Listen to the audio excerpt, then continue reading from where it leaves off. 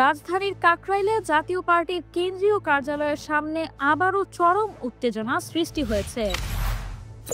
গণ অধিকার পরিষদের নেতাকর্মীরা সেখানে অবস্থান নিয়ে জাপা কার্যালয়ে হামলা চালিয়ে ভাঙচুর করেছে। শনিবার বিকেল থেকেই উত্তেজনা ছড়িয়ে পড়ে।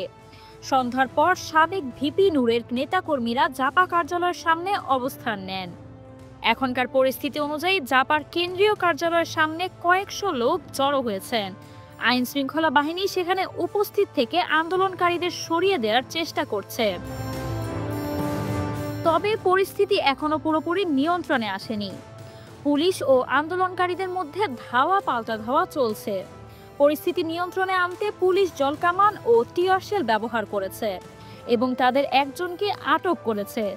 আন্দোলনকারীরা থেমে থেমে পুলিশকে লক্ষ্য করে ইট পাটকেল ছুড়ছে, আর শত শত পুলিশ সদস্য সেখানে অবস্থান করছেন। আন্দোলনকারীরা প্রধান সড়ক দিয়ে অবস্থান করছে আর পুলিশ পশ্চিম পাশের সড়কে অবস্থান নিয়েছে। এছাড়া জাপা কার্যালয়ের সামনের অংশে শাটারের বেড়া ভেঙে আন্দোলনকারীরা একটি আলমারি বের করে নিয়ে আসে।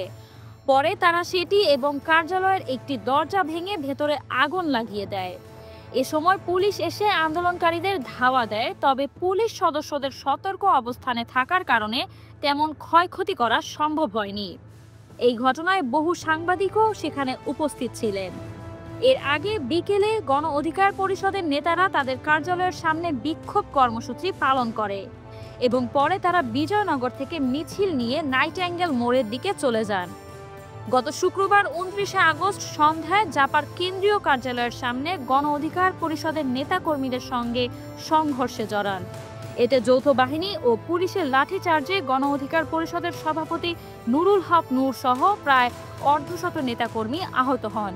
গুরুতর আহত নূর বর্তমানে ঢাকা মেডিকেল কলেজ হাসপাতালে চিকিৎসাধীন। প্রিয় দর্শক, এই ছিল সর্বশেষ সংবাদ। পরবর্তী সংবাদ পেতে ক্লিক নিউজ 24 এর সাথেই থাকুন। ধন্যবাদ।